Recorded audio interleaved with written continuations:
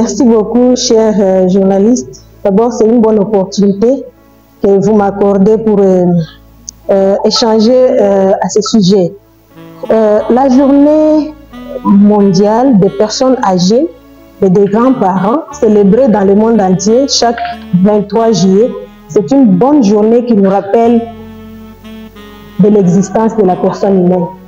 Aujourd'hui, nous sommes jeunes, mais lorsque nous voyons autour de nous les personnes vieilles, les personnes âgées, nous comprenons que notre futur est en train d'avancer à ce même stade. Et nous, surtout moi personnellement, en tant qu'actrice humanitaire, ici dans la province du Kasaï central, je suis en train d'organiser un plaidoyer en faveur des personnes âgées.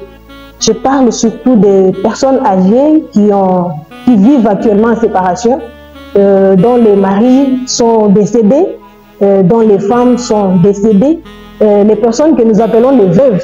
Aujourd'hui, elles sont âgées, elles sont veuves, ils sont veufs, mais ils ont vécu en tant que professionnels ou fonctionnaires de l'État. Dans le monde entier, il y a les pays qui se sont bien organisés, qui respectent bien cette journée. Ils ont organisé des manifestations, de rappels, de souvenirs. Et pendant ces activités, on sensibilise la population au rappel de l'existence de la personne humaine, son avancement et son évolution vers la vieillesse. Et là aussi, on honore les personnes vieilles à travers des manifestations, des danses, des théâtres, pour encourager ces personnes et leur redonner l'espoir et l'espérance de vie. Sinon, la personne vieille se sent déjà au bout de son existence.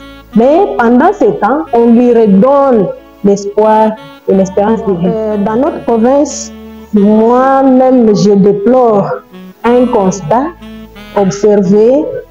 La population kassaïenne a une mauvaise perception de la personne vieille.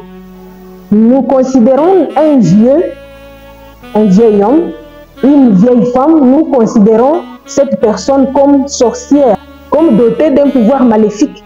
Et toute la génération actuelle évite même d'approcher ces gens. Vous verrez que dans les foyers où les personnes vieilles vivent, chaque matin, ils sont obligés de quitter les foyers, aller se débrouiller, aller se malmener en route, aller solliciter de l'aide gratuite pour survivre.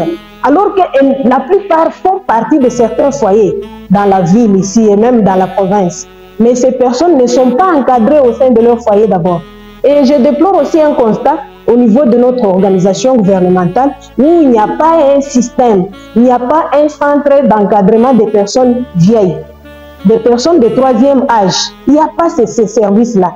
Mais il y a toute une division de la décentralisation et la division, il y a deux, oui, la division de l'intérieur aussi, qui observe, qui assure la protection des personnes et de leurs biens, et y compris aussi, pourquoi ne pas parler des personnes vieilles?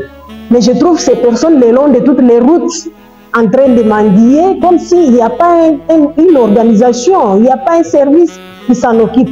Chaque samedi, ces personnes sont devant les magasins, devant les bureaux des gens pour demander de l'aide. Nous avons observé une mauvaise culture ici chez nous au Kasaï. C'est une culture qui fait partie des coutumes que nous appelons des coutumes avilissantes. Donc une culture qui encourage la mauvaise perception de la personne vieille. Une mauvaise perception d'un personnage avancé en âge, qu'on considère comme s'il est sorcier. Moi, je ne peux pas encourager une déclaration qui dit que la personne de troisième âge est sorcière. Donc, elle est qualifiée d'un pouvoir ou bien de détenteur d'un pouvoir mystique qui doit détruire le foyer futur, le foyer d'hébergement ou la famille d'accueil non plus. Je suis contre cette perception-là. Moi-même, j'ai des parents. Et imaginez aujourd'hui, j'ai des enfants et que je vois ma mère circuler en route en train de mendier parce qu'elle est devenue vieille, là, elle est devenue sorcière. Mais je serais malade moi-même. Normalement, moi, je considère ces gens, les gens qui ont une telle perception, je les vois malades. Ce sont des malades qui sollicitent vraiment un accompagnement psychosocial. Je suis en train d'implorer à tous les parents actuels. Les parents actuels ont été enfants.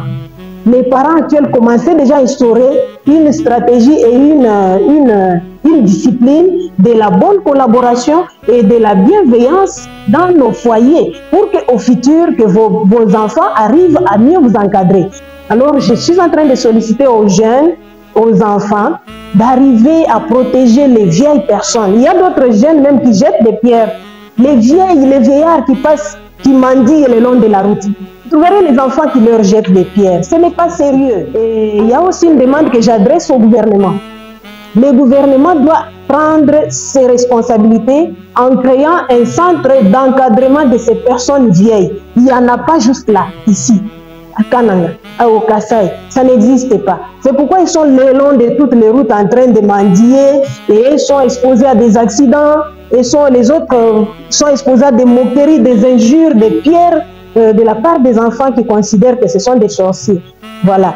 Je implore ça vraiment, que notre gouvernement pense à créer, et s'il n'y a pas la possibilité, les organisations non gouvernementales qui assurent la protection de personnes vivant avec handicap et des personnes âgées et aussi des personnes vulnérables en général, ces organisations-là ont la possibilité que si elles sont appuyées, elles peuvent faciliter la récupération de toutes ces personnes, les encadrer, les accompagner jusqu'à la fin de leur vie.